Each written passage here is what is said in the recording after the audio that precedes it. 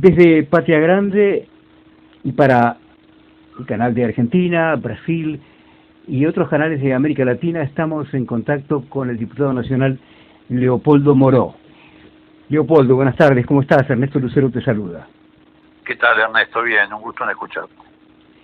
Bueno, estamos en una situación muy difícil en nuestro país a partir del momento en el que el gobierno de Javier Milei decidió enviar un mega decreto poniendo en crisis múltiples artículos de la Constitución Nacional, y a esto hay que agregarle el hecho de que hay una ley denominada Ómnibus que fue enviada al Congreso de la Nación para su tratamiento y que a criterio de algunos dirigentes políticos, sindicales, sociales, es exponencialmente más peligrosa, de mayor contundencia, de mayor avanzamiento a las cuestiones y a los derechos sociales, individuales y colectivos que el DNU.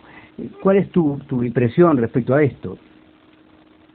Mira, yo creo que en realidad estamos en un momento muy riesgoso, porque antes del envío de estas dos herramientas o de estos dos instrumentos, el gobierno de Milei decidió empujar deliberadamente a la sociedad argentina a la hiperinflación, de modo tal de crear un estado de ánimo, un escenario que después le permitiera dar estos dos pasos posteriores. El primero de ellos, efectivamente, el DNU, y el segundo, la denominada ley Ómnibus. El objetivo de mi ley, en realidad, es instalar lo que se denomina un estado de excepción, apoyado en un estado policial.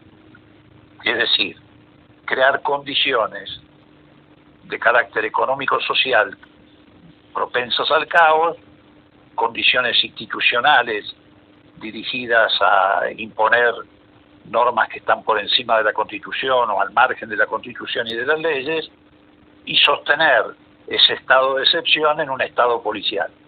Como hoy es imposible, felizmente, en el mundo y en América Latina, llegar a romper el límite para instalar una dictadura en términos clásicos, sí por lo menos pretende avanzar hacia un estado policial que restrinja los derechos y las garantías del ciudadano. ¿Para qué? Bueno, para poder aplicar esta política económica. ¿En qué se apoya esta política económica? Bueno, en una fuerte caída en los ingresos de los argentinos.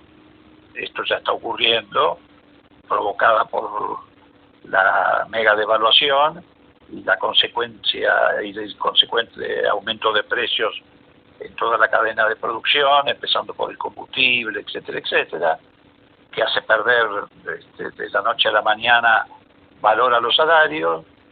En segundo lugar, empujar la privatización de los pocos activos públicos que quedan en manos del Estado Nacional, paradójicamente muchos de ellos superavitarios, como el caso de YPF o el caso de Aerolíneas Argentinas o el caso de ARSAT.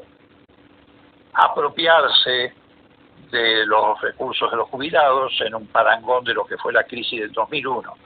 En vez de apropiarse de los ahorros o de los depósitos de los argentinos, en este caso se roban los ahorros de los jubilados. Aunque también se están apropiando de los ahorros de los argentinos que estaban depositados en plazos fijos en pesos, porque provocaron una caída abrupta de las tasas de interés, que va a significar que aquellos argentinos que están en plazos fijos en pesos van a cobrar tasas remunerativas del 9% contra una inflación mensual, por ejemplo, en el caso del mes de diciembre, que se calcula en el 30%. Así que va a haber también una merma enorme en los ahorros de los argentinos. No solamente van a caer salarios, no solamente van a caer o están cayendo los haberes jubilatorios, las prestaciones sociales, sino también los ahorros de los argentinos. Y el remate de todo esto, de este plan de negocios, digamos, disfrazado de ideología narcocapitalista, es la enajenación de los recursos naturales, muchos de los cuales hasta hace poco ni siquiera conocíamos, como el caso del litio, teníamos detectados. Esta es la realidad que nos pone de cara a una franca violación de las normas constitucionales, a un intento de imponer o penalizar la protesta social para restringir la reacción de la sociedad. Es una reacción que se ha generalizado en todos los ámbitos, desde los trabajadores, naturalmente, que fueron los primeros afectados con la mega devaluación, pero pasa por vastísimos sectores de la industria. Hay una política deliberada de destrucción de la industria. En esto también hay un gran parecido con la política económica de Martínez de Oz durante la dictadura, que produjo un industricidio. Bueno, acá vamos en el mismo camino.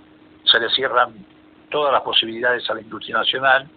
Por un lado se le impone el 15% generalizado a las exportaciones industriales, que no existía. Por el otro lado se le aumenta para las importaciones el impuesto país, o sea, para importar van a tener un dólar más caro y para exportar el dólar va a ser más barato. Por el otro lado se elimina la ley de compra nacional, que en algunos sectores de la producción beneficiaba a las industrias nacionales, y bueno, y por el otro lado se abre indiscriminadamente las importaciones. El objetivo definitivamente es destruir a la industria nacional. Y también, por supuesto, a otro tipo de actividades, por ejemplo la industria pesquera, a la que también se le imponen retenciones que no existían. Se abre y se desregula absolutamente el mercado en materia pesquera, incluso dejando de lado el principio de las 240 millas marinas. Bueno, qué sé yo. Sí. No hay ningún aspecto, ni del decreto de necesidad de urgencia, ni de la ley ómnibus, que no afecte a la sociedad argentina, en sus ingresos, en su patrimonio y en, naturalmente, su soberanía. Algunos constitucionalistas, yo diría que prácticamente todos, desde Sapsay, pasando por Gil Domínguez hasta Raúl Zaffaroni, que representan cada uno de ellos posiciones completamente distintas, en algunos casos contrapuestas, desde el punto de vista de lo jurídico, desde el punto de vista ideológico, pero todos coinciden en que estamos frente a un avasallamiento de la Constitución argentina y a un intento por sumar todo el poder en manos del titular del Poder Ejecutivo. Y en el caso de Gil Domínguez llegó a plantear que, tal como lo establece el artículo 76 de la Constitución, los legisladores que aprueben estas normas enviadas por Milei al Congreso serán pasibles de lo que ese artículo establece, podrán ser calificados como infames traidores a la patria. ¿Vos coincidís? Sí, no solamente coincido, sino que es lo que ha provocado que no hayan enviado todavía formalmente el decreto de necesidad de urgencia del Congreso. Pero lo incluyeron. No ha tomado conocimiento formal del decreto, sino que ha sido publicado en el boletín oficial. Y es más, el decreto ni siquiera tenía fecha. Por eso ahora, en la ley ómnibus, ponen un artículo donde el Congreso estaría ratificando ese decreto. Porque ellos saben que si se tratara en el Congreso el decreto sería rechazado, yo te diría no por unanimidad, naturalmente, porque, bueno, algunos legisladores, los propios de La Libertad Avanza, lo votarían y algunos del PRO, pero el resto del espectro político lo rechazaría, precisamente por esto que vos apuntás. Primero, porque no hay ningún constitucionalista de la Argentina que haya salido a avalarlo, ninguno, de ningún matiz ideológico que sea.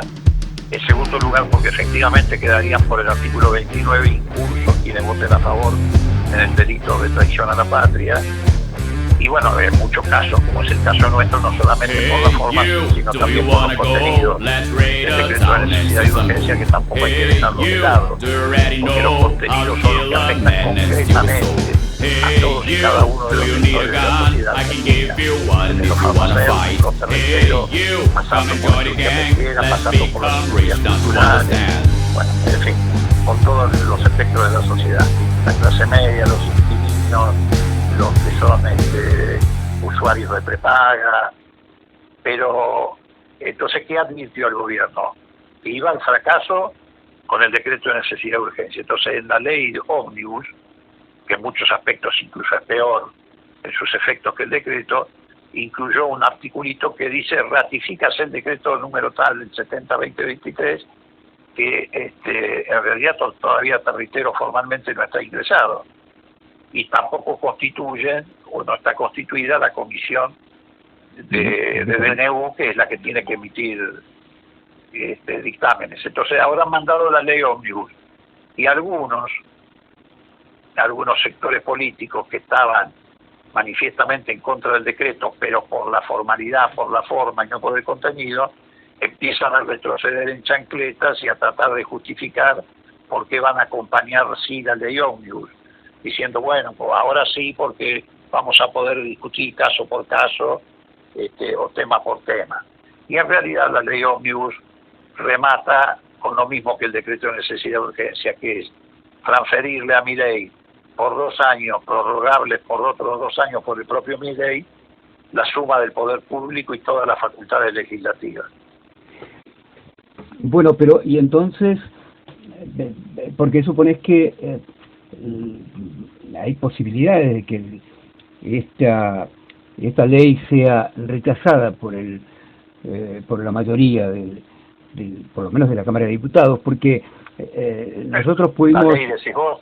Sí, la ley, porque según el... Yo ya no estaría tan seguro como lo estaba con el decreto. Ah, entonces, claro. Te digo, ahí te reitero, hay una trampa, y hay que estar muy atentos. Por eso esta es una batalla que hay que librar en todos los terrenos. A ver, para ver si podemos no solo explicarlo, sino hacerlo entender. Hay alguna gente, incluso en nuestro propio espacio político, que dice, bueno, pero ¿qué hacen ustedes? ¿Qué hacen ustedes? A ver, en el Congreso la batalla tiene que tener una conclusión, que es que juntemos las manos necesarias para rechazar la ley y el decreto, o el decreto y la ley, en el orden que vos quieras. Sí. Y son 129 manos. Nosotros tenemos 103. Si le querés agregar las de la izquierda, automáticamente serían 108. Nos están faltando 21 manos. Esa es la batalla en la Cámara de Diputados para rechazar la ley. En la justicia, y que también la batalla se está dando con la presentación de recursos de amparo, cautelares, bueno, la presentación que acaba de hacer el gobernador de La Rioja de plantear el conflicto federal o por la competencia originaria de la Corte, en tanto entiende que el decreto afecta al régimen federal. Ya sabes cuál fue la respuesta. Claro, y eso, sí, eso justamente quería hacerte una pregunta con respecto a eso. Claro. ¿Qué tipo de señal interpretás que significa esta resolución de la Corte de postergar para después de la feria el tratamiento de ese planteo que hace La Rioja a través de Zaffaroni y otro abogado? Bueno, pero déjame terminar el concepto. Perdón. Usted decía que la batalla hay que librarla en el Parlamento, en la justicia y en la calle. En la calle, ¿por qué? Porque es el lugar donde se definen las otras dos batallas. En tanto se movilice la sociedad en defensa de sus propios intereses, la justicia y más el Parlamento van a tener que atender esa demanda, esa presión de la sociedad. Ahora, en el caso concreto que vos me preguntás de la Corte, yo creo que la Corte lo que ha dicho es lo que dijo Kissinger en su momento al gobierno militar: lo que tengan que hacer, háganlo rápido. Entonces la Corte le está diciendo de alguna manera al gobierno de Milei, bueno, utilicen este tiempo en hacer las cosas que quieren hacer a través del DNU. Y por el otro lado, de alguna forma, está planteando, bueno, nosotros en su momento sí vamos a entrar a examinar las consecuencias. Ahora, lo que está claro, tanto de parte del gobierno como de la Corte, es que acá no mediaba ninguna necesidad ni ninguna urgencia. El gobierno, porque no envió finalmente el decreto formalmente al Congreso y lo quiere ratificar por una ley, porque sabe que se lo rechaza. Y además porque, bueno, no hay forma de justificar, por ejemplo, la necesidad y la urgencia que significaría que los clubes de fútbol, por ejemplo, se transformen en sociedades anónimas. ¿Cuál es la urgencia para que eso ocurra, más allá del compromiso en los negocios con Macri? O la urgencia de eliminar la ley de góndolas, o la urgencia de que los jueces tengan que usar toga negra. Digo, aunque parezca mentira, estamos incurriendo hasta en esas ridiculeces. Y la Corte, lo que está demostrando es que para la Corte no hay una emergencia respecto a la Constitución y la democracia. Porque si hubiera una emergencia para la Corte tendría que ser esa, que la hay. La única emergencia que hay acá es la que está corriendo la democracia y la Constitución. Y la Corte mira para otro lado. Dice, no, estamos de vacaciones.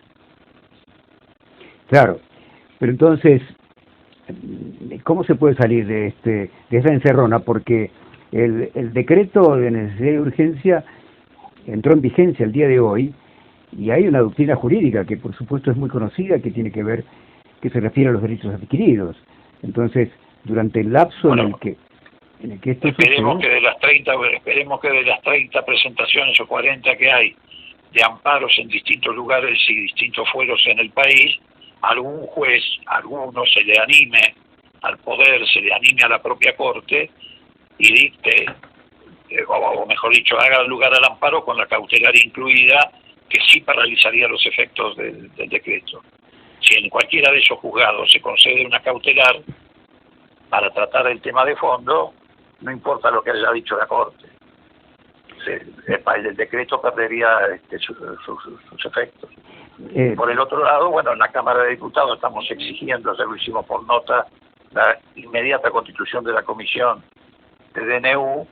Se constituye y aunque no tengamos mayoría que dictamine, como establece la ley, en el plazo de 10 días, y bueno, llevar al recinto los dictámenes y votarlo. Y en la calle movilizarse como se están movilizando todos los sectores. Hoy lo hicieron los farmacéuticos, hoy hubo también movilizaciones de inquilinos, de jubilados. La semana que viene vamos a tener que recibir en el Congreso infinidad de delegaciones de diversísimos sectores de la sociedad argentina, muchos de ellos incluso con intereses contrapuestos, pero que tienen un interés común, que es salvar su actividad productiva o su actividad laboral. Y bueno, y después el plan de lucha de la CGT, que tiene que ser acompañado por toda la sociedad, ¿no? Estamos ante un panorama que es difícil pensar, dejando de lado lo que sucedió durante la última dictadura cívico-militar que produjo el genocidio terrible que todos conocemos, pero desde el punto de vista económico, social, etcétera, nunca parecería, no sé cuál es tu registro, pero parecería que nunca estuvimos en una situación de peligro tan grave como el que está aconteciendo ahora. Sí, no, eso es cierto. Nunca los grupos dominantes, que fueron cambiando su característica a lo largo de la historia, desde los principios del siglo XX eran los grupos ganaderos, después pasaron a ser los grupos financieros, en fin. Nunca los grupos dominantes, que hoy son sobre todo aquellos que extranjerizan esa economía porque vienen de los fondos de inversión, que son los que representa Milei, han estado tan cerca con la complicidad de lo que se denomina el Círculo Rojo de la Argentina, de producir un cambio en la estructura social e institucional del país. Nunca. Se están relamiendo, se les está cayendo la baba. Nunca estuvieron tan cerca de destruir todos los derechos de los argentinos, todas las defensas de los argentinos. Hoy le comentaba a una compañera, por ejemplo, la eliminación del INTI.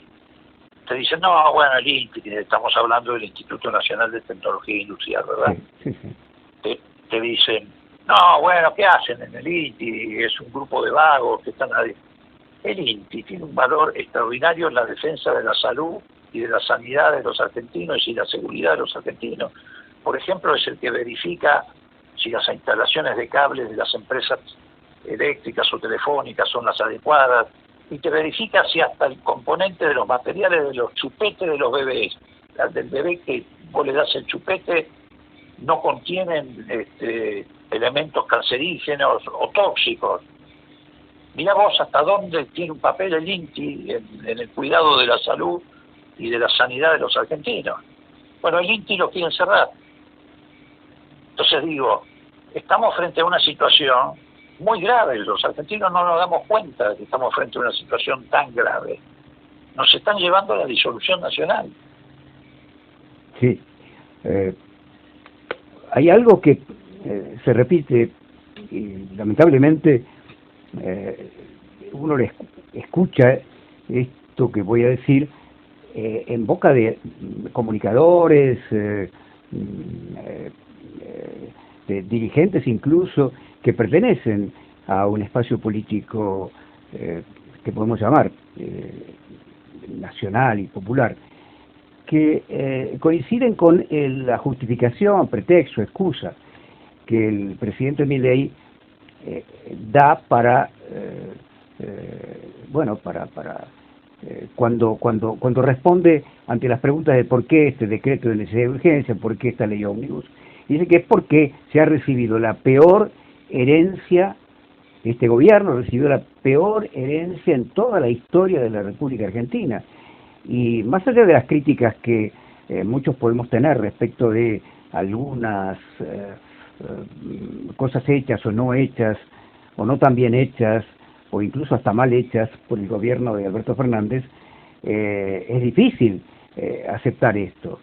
Pero bueno, esto es lo que dice el gobierno. Mira, la peor herencia de la historia de Argentina, si se trata de hablar de eso, podemos hacer un desarrollo histórico, pero no voy a ir al fondo de la historia. La peor herencia en términos modernos la recibió el gobierno de Alfonsín en el 83, después de la dictadura militar, porque recibió un país sin juridicidad, un país excluido del mundo precisamente porque era una dictadura sangrienta, estábamos excluidos del mundo civilizado, un país donde la muerte la decidían pocas personas encerradas en una habitación, donde hubo miles y miles de exiliados, gente tirada de aviones, pero además industricidio, un industricidio que cerró industrias en el noroeste y en el noreste de la Argentina y provocó grandes migraciones internas que crearon lo que hoy llamamos los grandes asentamientos de Buenos Aires, al punto tal de que cuando asumió Alfonsín tuvo que crear inmediatamente el Plan Alimentario Nacional porque la gente no podía comer en esos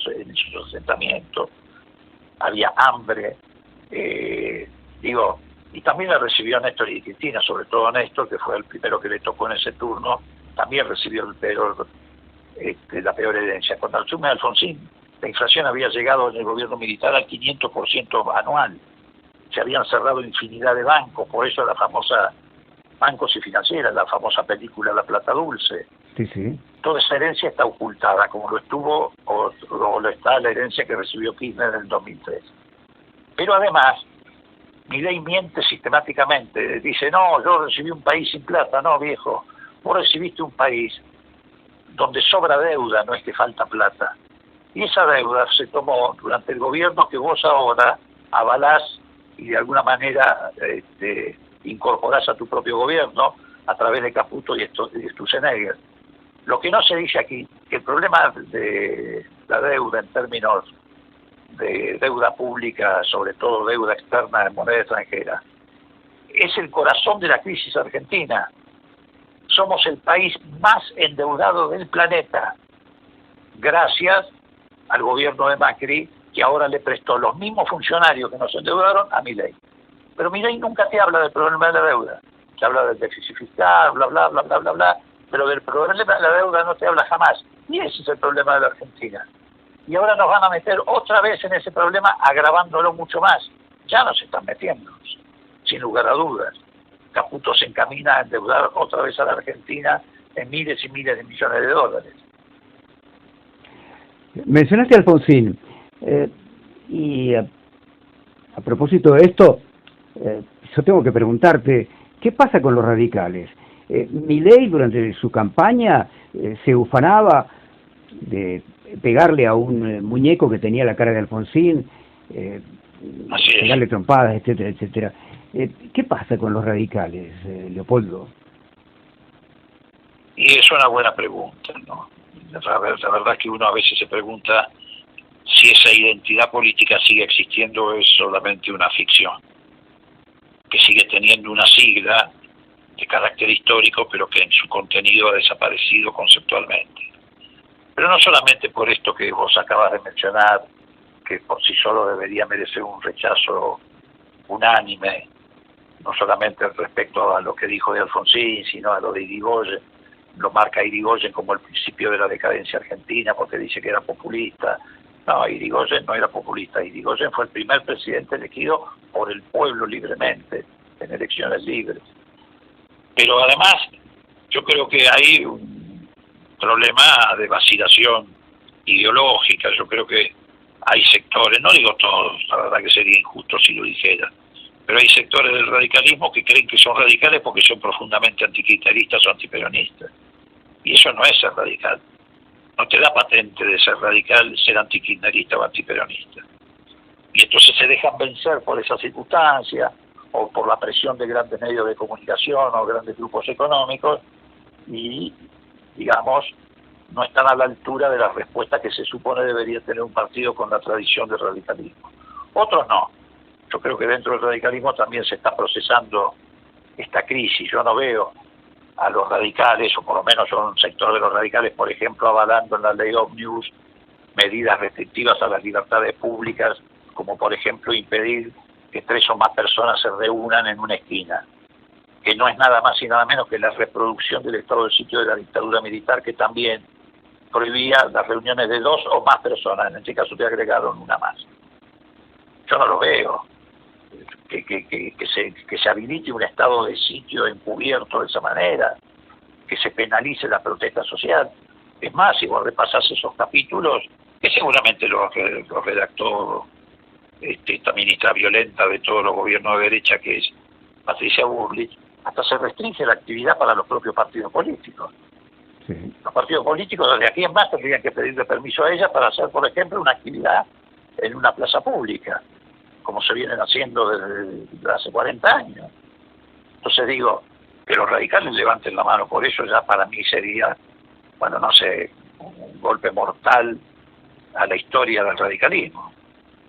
Nosotros entrevistamos a algunos dirigentes radicales de la Guardia Vieja, de tu época, de tu generación.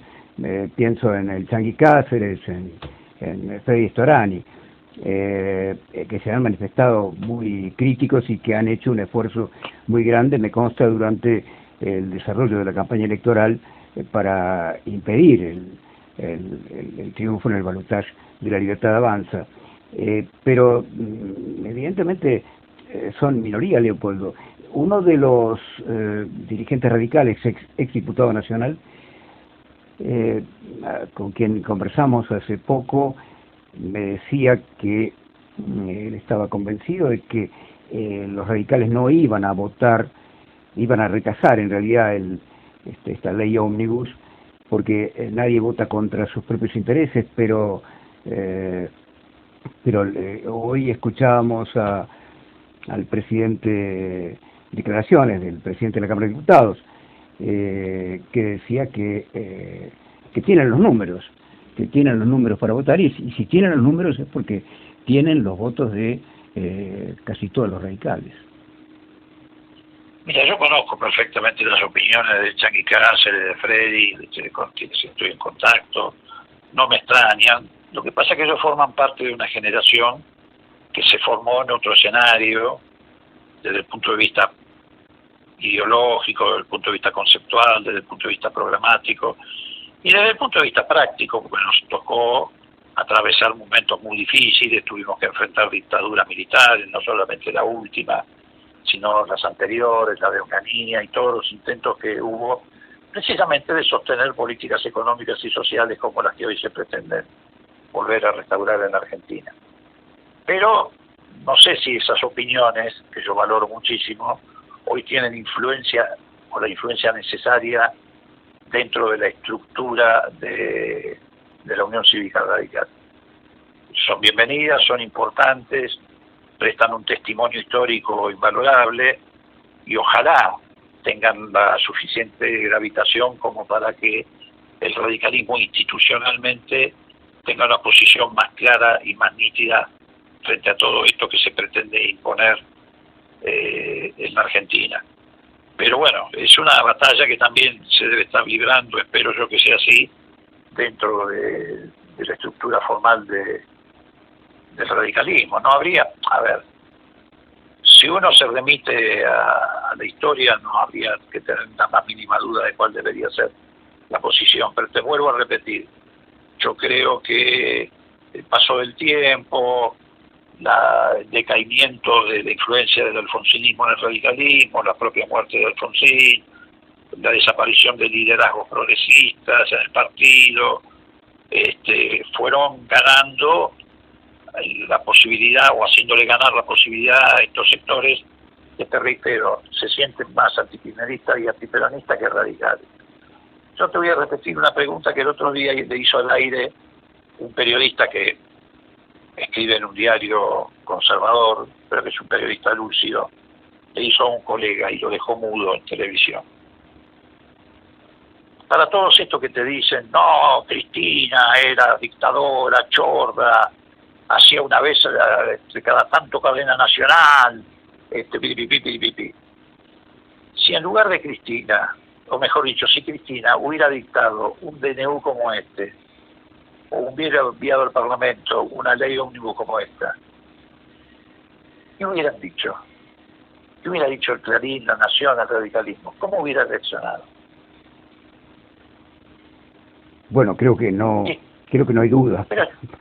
Pero escuchame, le estarían pidiendo el juicio político, la renuncia, le estarían pidiendo que la cuelguen en la Plaza de Mayo, estarían pidiendo que la juzguen los tribunales internacionales. Te voy a hacer otra pregunta.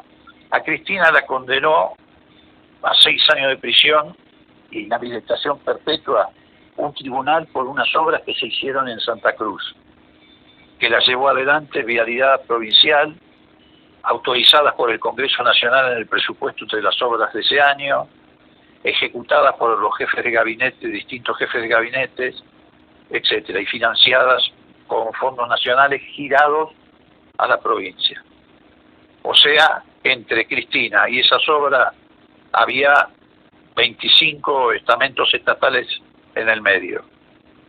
El otro día, en cadena nacional, Milei dice, y vamos a desregular la internet satelital, así entra en el negocio Starmac. Sí, sí. Así fue. ¿Y? Bueno, hay una evidencia clara, me parece, el peso que tienen las grandes corporaciones nacionales y transnacionales en todas estas políticas que se están implementando. Pero no solamente el peso que tienen ellos, es como dice Ilia, hay que asustarse más que de los de afuera de los de adentro. Porque vos tenés por un lado una condena por eso, que no lo pudieron probar porque en el juicio no estaba mencionada Cristina en ningún momento del juicio, y por el otro lado tenés un presidente que te dice en cadena nacional, voy a hacer tal cosa para que entre en el negocio fulano. Sí. Y la justicia mira para otro lado. Sí, sí. Entonces digo, está claro que no tenemos una república, está claro que no tenemos un país que se aplique la misma vara para todos, está claro que hay una constitución para unos y otra constitución para otros, un código penal para unos y un código penal para otros. Entonces estamos en una situación muy grave, porque si a eso le agregás que a la disolución institucional se le quiere agregar la disolución económica del país, la entrega de sus recursos naturales, etcétera, están llevándonos a un escenario gravísimo. Sí, además hay la derogación de la ley de tierras, que permite que cualquier gran capital extranjero compre... Mira, a ver, si nos ponemos a repasar el decreto necesario de urgencia y la ley ómnibus, estamos toda la tarde subrayando inequidades de todo tipo. Efectivamente, como vos decís, la modificación de la ley de tierras, las modificaciones en materia de políticas de hidrocarburos, todos son negocios y entrega y todo tiene nombre y apellido. Y todo va en contra de los sectores productivos, de los sectores del trabajo, de los sectores culturales, de los sectores creativos. Entonces, es una cosa que está más allá incluso de lo que algunos imaginaban. a pesar de que algunos lo advertíamos. Sí. Volviendo al terreno del Congreso, del Parlamento argentino, no hay quienes se den cuenta, tal vez yo he equivocado, pero en el caso de aprobarse estas normas, estas leyes, esta ley ómnibus, que tiene un título pomposo, por otra parte, bases para no sé qué de la libertad de los argentinos, desaparece el Congreso Nacional y queda como una especie de figurita decorativa. Sí, yo creo que hay quienes se dan cuenta, tanto algunos que están en el Congreso como algunos que ya no están en el Congreso.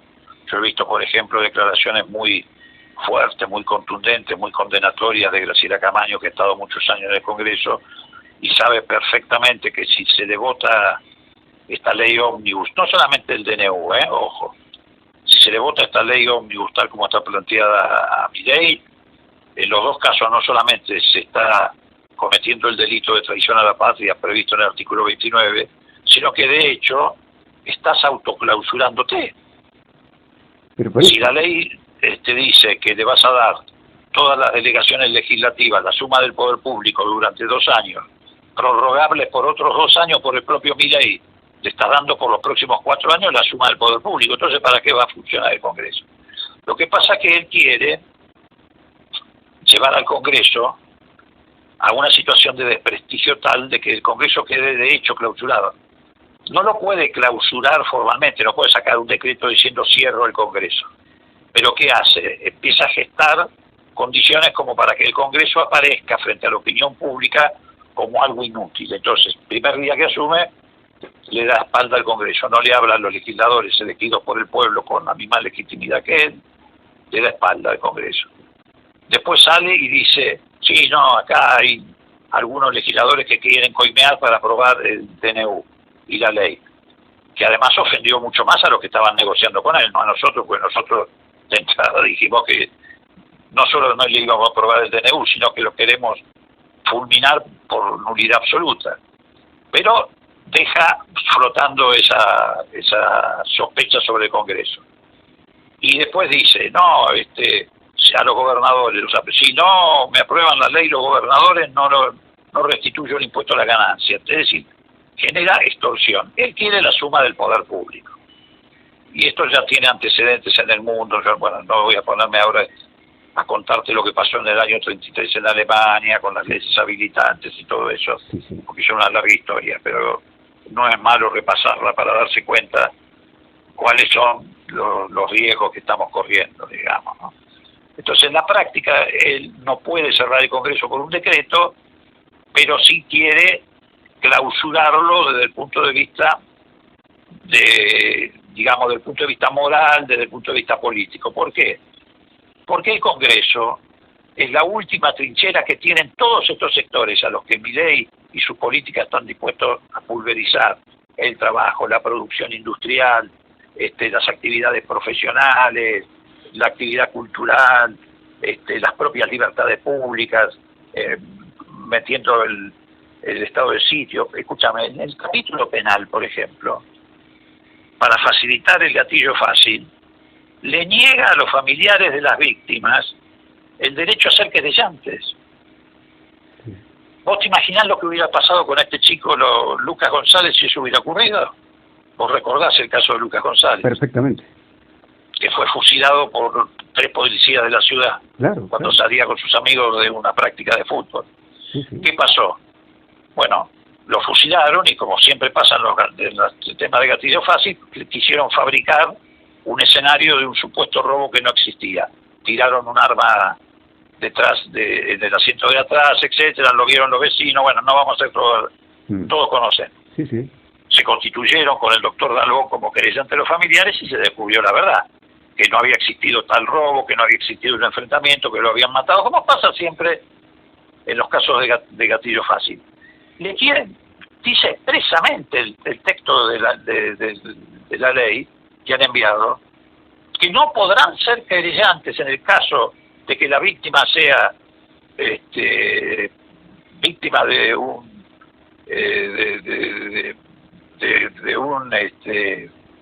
accionar de la fuerza de seguridad en lo familiar. Sí. Entonces es increíble lo que está pasando. Increíble. Ahora resulta que si fue o no un hecho de gatillo fácil, lo resuelve una autoridad administrativa, no la justicia.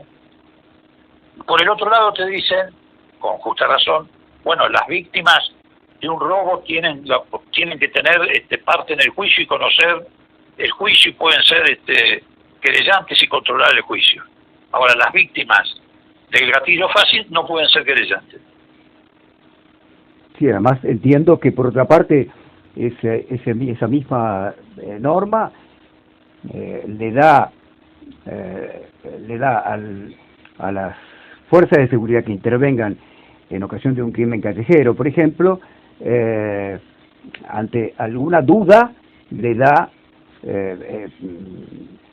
la posibilidad de que la responsabilidad quede totalmente diluida, porque eso es lo que expresan algunos. Establece la presunción a favor del agente del orden que haya decidido tirar a matar, sin importar las circunstancias del hecho.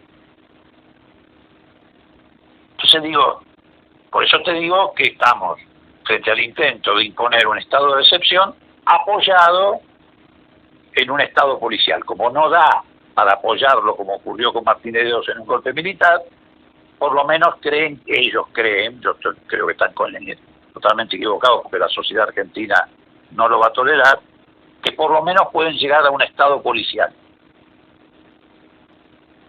Sí. Ahora, Leopoldo, para ir finalizando esta extensa y enriquecedora charla, si las expectativas en el Poder Judicial y con las dificultades que acabas de señalar por el número que en principio no favorece a la oposición, a Unión por la Patria, a la izquierda, etcétera, están disminuidas, queda la alternativa, por ejemplo, de lo que vaya a suceder el 24 de enero, cuando la CGT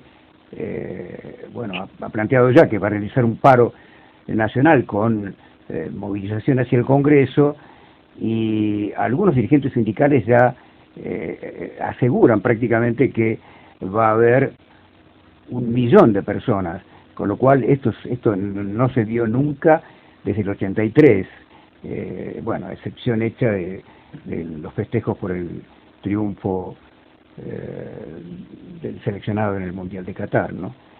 Pero mira, yo creo que, para sintetizar, te reitero, nosotros en el Congreso tenemos asegurado un piso mínimo. No estamos tan lejos porque estamos a 21 o 22 diputados, lo que necesitamos para frenar esta locura. En esta semana que viene, los sectores sociales y económicos agredidos, que te reitero son prácticamente todos los que conforman la estructura social de la Argentina, van a estar visitando el Congreso. No solamente a nosotros, van a pedir entrevistas seguramente con todos los bloques, con el bloque de la UCR, con el bloque que encabeza Richetto, con el bloque de los partidos provinciales, de Río Negro, Misiones y Neuquén, con todos los bloques. Va a estar el Colegio de Farmacéuticos, va a estar la Federación Universitaria Argentina, va a estar el Consejo de Rectores, van a estar los inquilinos, van a estar los centros de jubilados, va a desfilar el país por el Congreso. Yo creo que eso va a tener influencia. A su vez la CGT ha llamado el 10, creo que el 10 o el 11, ahora no recuerdo bien, el 10 a todas las regionales para que se organicen en las provincias y vayan a visitar las regionales de la CGT a los diputados nacionales y senadores de cada una de las provincias. Están movilizados los gobernadores, el otro día estuvimos reunidos con ellos, el gobernador de La Rioja ha hecho esta presentación, también el gobierno de la provincia, 500 intendentes de todo el país han hecho recursos de amparo. Bueno, y nosotros estamos exigiendo la inmediata constitución de la comisión de DNU, ya se constituyó la delegación del Senado, falta la de diputados, y efectivamente todo esto va a culminar en una movilización. Yo no sé si va a haber 1 millón de personas o no, de lo que no tengo ninguna duda de que va a haber cientos de miles de personas movilizadas en defensa de los intereses concretos de la sociedad, de la democracia, de la Constitución, de las leyes, de los derechos y garantías que se quieren llevar por delante, y por supuesto de los intereses sectoriales de cada uno de estos sectores que se ven agredidos por esta política antiproductivista y antinacional del gobierno. Bueno, tampoco seamos tan pesimistas. Estamos hablando de un gobierno que recién se rascó la careta hace 15 días, porque hasta acá Milei hablaba de otra cosa y quedó claro de que lo que viene a hacer es lo mismo que hicieron Martínez de Oz, Cavallo y Macri, tal vez ni siquiera lo mismo, es sumado lo que hizo Martínez de Oz, Cavallo y Macri y multiplicado por mucho más. Entonces ahora recién la sociedad advierte que ha sido víctima de un profundo engaño. Pero bueno, han pasado apenas 20 y pico de días desde que esto ocurrió. Así que yo creo que la sociedad está reaccionando a un buen ritmo. Ha habido cacerolazos espontáneos en todo el país, algunos más numerosos, otros menos numerosos, pero en casi todas las ciudades de la Argentina. Algunos han pasado desapercibidos y fueron multitudinarios, como el de Rosario, por ejemplo, alrededor del Monumento de la Bandera. El primero apenas terminó de anunciar Milei el decreto de necesidad de urgencia, que terminó congregándose en una movilización extraordinariamente importante durante horas hasta la madrugada frente al Congreso. Bueno, nada, la sociedad está procesando todo lo que viene ocurriendo en estos días y reaccionando paulatinamente. Bien. Lo último, y es para sacarme una duda respecto de cómo se podría votar, cómo se va a votar eventualmente el 25, si no tengo malentendido, que se llevaría a cabo. Puede ser 23, 25, no hay todavía, no hay una fecha definida, pero sí puede ser más o menos en esa época. Sí, la duda es si esta ley llamada Ómnibus tiene que ser votada necesariamente primero en general y después en particular, o cuál es el procedimiento. No, a ver, si es que la presentan como la han presentado, tiene que ser votada como cualquier ley en general y después en particular. Ahora, si es, digamos, ¿cómo podría decirte? Si es fraccionada o la fraccionan, no, pero en principio hay que votarla en general y después se seguirá votando en particular. Pero si en el caso de que se apruebe en general, suponte que no haya número suficiente para el rechazo en general. No, yo no creo que en general se apruebe, porque no creo que aún aquellos que son colaboracionistas o que están dispuestos a acompañar en nombre de la supuesta gobernabilidad a Milei en esto, porque vos fíjate que se da un argumento que es paradójico y hipócrita a la vez.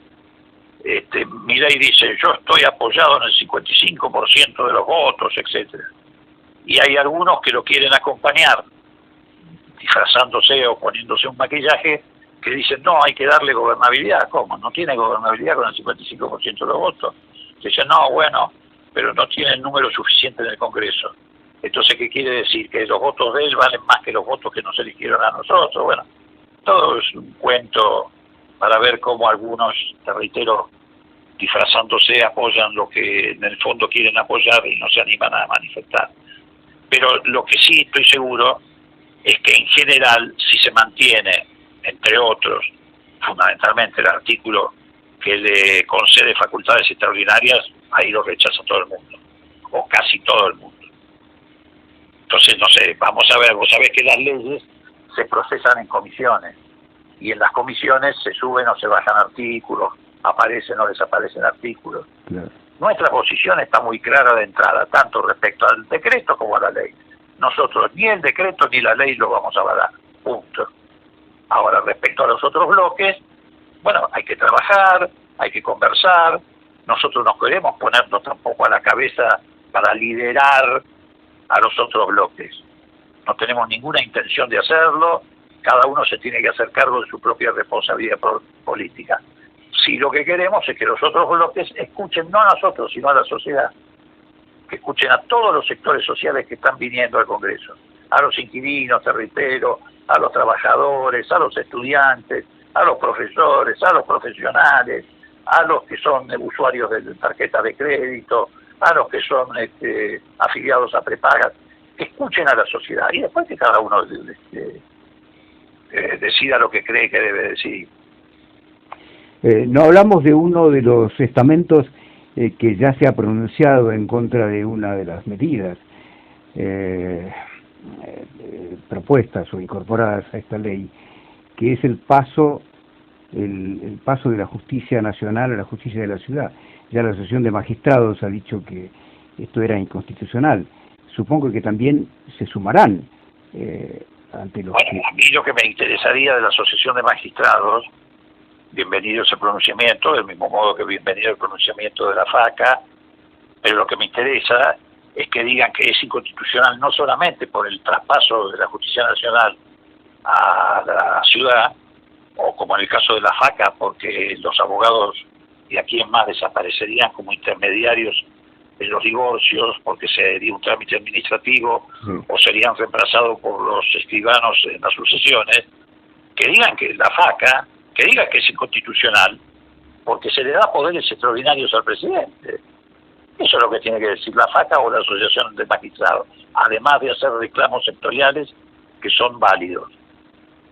O lo que ha dicho Gil Lavedra, que con el que tengo enormes diferencias ideológicas, pero por lo menos se atrevió como presidente del Colegio Público de la ciudad a decir claramente que la ley es un mamotreto incomprensible, inconstitucional, etcétera, etcétera. En ese sentido se tienen que pronunciar los abogados, además de defender sus intereses corporativos o profesionales, que está bien que los defiendan o que compitan con los escribanos. Pero el fondo de la cuestión no es esa. El fondo de la cuestión es que el decreto y la ley le dan la suma del poder público a Milei. Y eso es lo inconstitucional. Y sobre todo para quienes tienen formación en el derecho. Sí, está claro. Uno de los dirigentes más jóvenes que forma parte de Unión por la Patria, me refiero a Grabois, dijo hace poquito, y lo reitero varias veces en el día, que esta ley, el DNU y la ley Ómnibus, son en realidad una ley de reforma de facto de la Constitución argentina. Te reforman artículos de la Constitución, te lo reforman de facto, efectivamente, te reforman artículos de los códigos, del Código Penal, del Código Civil, del Código Comercial, del Código Procesal. Por eso no son decretos de necesidad de urgencia como están previstos en la Constitución y en la ley que reglamenta los decretos. No tienen nada que ver con un decreto de necesidad de urgencia. Absolutamente nada que ver. No tiene ninguna de los requisitos y las características que debe tener un decreto de necesidad de urgencia. Los decretos de necesidad de urgencia no pueden pasar por encima de la Constitución Nacional y menos pretender reformarla. Los decretos de necesidad de urgencia no pueden reformar los códigos. Entonces digo, está claro, por eso te digo que el fondo de la cuestión, además de la defensa de los intereses sectoriales, e insisto particularmente en aquellos que tienen formación jurídica, es fulminarlos por la inconstitucionalidad, porque pretenden darle la suma del poder público al presidente de la Nación, prohibido por la Constitución Nacional. Y ya que estamos hablando de esto, ni te cuento lo que va a pasar en las universidades. Avasallan las autonomías universitarias, además establecen per se a quién se les puede cobrar aranceles y a quién no, avasallando claramente la autonomía de la universidad, y además la desfinancian a las universidades, que ha decidido Milei.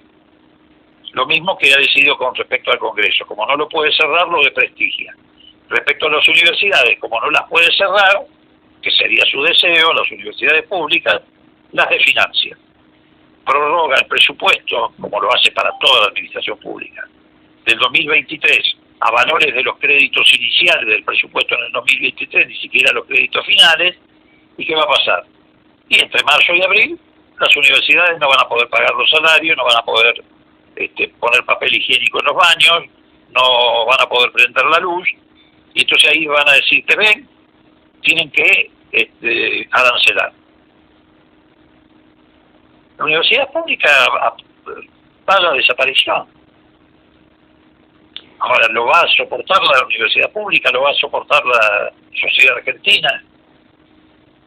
Que creció y se desarrolló y tuvo movilidad social, entre otras cosas por las características que tienen las universidades públicas en Argentina. Bueno, hay el gran interrogante. Sí. Bueno, hay quienes sostienen que uno de los objetivos históricamente buscados por por lo que podemos llamar el poder real, el establishment, es la destrucción de la clase media argentina, que es una hija precisamente de los procesos que permitieron la movilidad ascendente en nuestro país, instrumentado. Por eso te digo que se les está cayendo la baba, porque los grupos dominantes, el círculo rojo, lo que vos quieras llamar, y ahora se le suman los grupos que constituyen los fondos de inversión, BlackRock, Steve Bannon, Vanguard, etcétera, del exterior, que incluso están marcándole también al gobierno hasta la geopolítica o las políticas que debe llevar adelante en materia de política exterior. Efectivamente siempre te ponen como ejemplo a Chile, Perú. ¿Por qué? Porque son los países donde se pulverizó la clase media. No hay clase media en esos países. Sí, claro. No hay clase media. Son países que son estructuralmente países con sectores del privilegio enriquecidos al mango y sectores populares sumidos en la mayor de la pobreza. Entonces te dicen, no, pero mirá vos, Perú hace cuánto que no tiene inflación alta. Sí, pero tampoco la gente tiene baño en su casa. Los sectores populares no tienen baños en su casa. Entonces digo, también hay que tomar en cuenta ese tipo de factores. Y en la Argentina se va lo mismo. En la Argentina se va a la idea de que va a bajar la inflación cuando seamos un cementerio. Cosa que probablemente ocurra, porque en los cementerios no puede haber inflación, está todo el mundo muerto. Es obvio. Y no hablamos en este palabras más, palabras menos, te lo ha dicho Milei, te lo ha dicho Mondino. Cuando la gente no tenga para comprar, dijo Mondino, los precios van a bajar. Y sí, claro. Si la gente no tiene para comprar su comida, en algún punto la inflación va a dejar de subir. Ahora la gente no va a comer. Entonces, Milei, ¿qué quiere ser? Por un lado quiere ser virrey de una colonia y no presidente de una nación. Y por el otro lado quiere ser emperador de un cementerio. Pero ese no es el modelo de sociedad que los argentinos pretendemos o que nos merecemos. En toda esta charla no mencionamos algo que también es muy importante para un sector fundamental de la vida de los argentinos, de la sociedad en general. Me refiero a los jubilados, 7 millones y pico de personas que están acogidas a la jubilación, que ahora con la toma prácticamente por asalto sería del Fondo de Garantía de Sustentabilidad, que medido por el dólar oficial ya modificado era 76.000 millones de dólares, pero que si no es una cifra menor, pero muy significativa, 45.000 millones de dólares, que pasaría al Tesoro Nacional, y con esto quedarían completamente desguarnecidos millones y millones de personas que se han jubilado. Sí, en realidad con los jubilados, a ver, ¿qué van a hacer? Por un lado van a eliminar la fórmula de movilidad. Bueno, ya lo anunciaron, está incluido en la ley. Eliminan la fórmula de movilidad y queda al arbitrio del presidente dar por decreto aumentos cuando quiera y cuando se le ocurra y por lo que quiera. Lo que hace suponer que vamos a terminar como ocurrió en la década de Cavallo, que terminamos durante 10 años con un haber mínimo que estuvo congelado en 150 pesos. Y por el otro lado, desfinancian al sistema llevándose efectivamente los fondos de garantía de sustentabilidad al Tesoro Nacional. Pero ahí no solamente buscan desfinanciar el sistema jubilatorio para volver a las AFJP, porque estarían descapitalizándose. En realidad el gran objetivo de eso es precisamente permitir por esa vía el ingreso de los fondos de inversión a empresas estatales y privadas de la Argentina. Permitirle a BlackRock, permitirle a Vanguard, tal vez a Elon Musk, que es el socio preferido de Milei en todos los negocios que ha denunciado hasta ahora, o casi todos, comprar barato las acciones de empresas, tanto privadas como estatales, que están muy devaluadas precisamente por lo que ha venido ocurriendo en materia de devaluaciones en el último tiempo en la Argentina. ¿Por qué? Porque el Fondo de Garantía del ANSES tiene en su poder participación accionarias en muchas de esas empresas, incluida Techin, por ejemplo, sí, y en muchísimas otras empresas privadas. Sí, sí. Entonces, por esa vía, esas acciones serían liquidadas a favor de estos fondos de inversión, que ingresarían a esas empresas, tanto estatales, reitero, como privadas.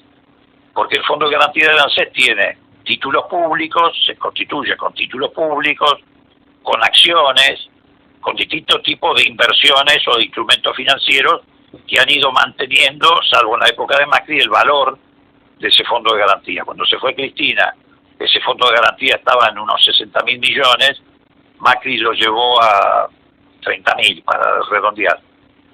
Ahora estaban 72.000 millones después del gobierno de Alberto Fernández, y efectivamente la devaluación lo ha dejado en 45.000, un poco más, un poco menos.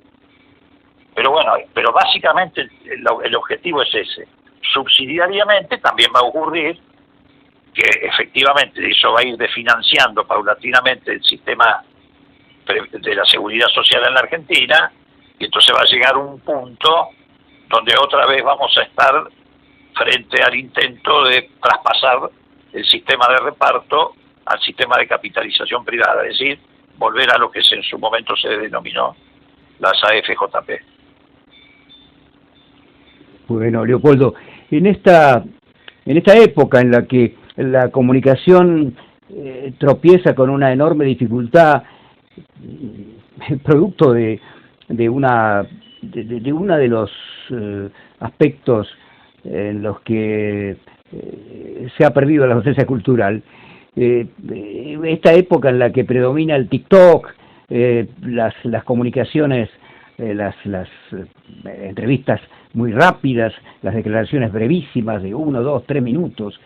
Hemos charlado bastante más que media hora, y ojalá que tengamos la posibilidad de que esta conversación contigo, estas declaraciones tuyas, este análisis, esta reflexión profunda que has hecho a propósito de no solo de estas dos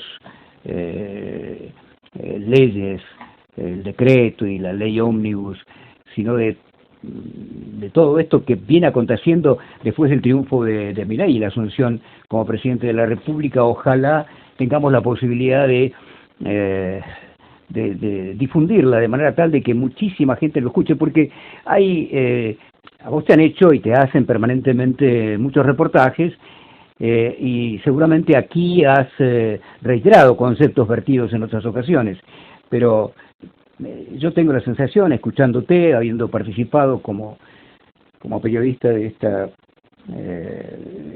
esta comunicación, que aquí has agotado, se ha cerrado, es como una especie de exposición muy clara del conjunto. Ojalá que tengamos la posibilidad de que esto se difunda, de que esto se escuche a lo largo y a lo ancho del país, y también a través del canal de Brasil por la Patria Grande. Te agradecemos mucho realmente, Leopoldo. Obviamente, como vos bien decís, en la época de TikTok, que esta charla tenga el mismo impacto es imposible, porque imaginás que hemos hablado casi media hora, y en TikTok cuando hablas más de un minuto ya te bordan, digamos. Pero de todas maneras siempre hay alguien que esté dispuesto a reflexionar, más que a escucharme, a que reflexionemos juntos sobre lo que nos está pasando. Te agradezco infinitamente esta oportunidad. Al contrario, y un abrazo grande. Igual para vos, que te vaya muy bien. Buen año. Igual.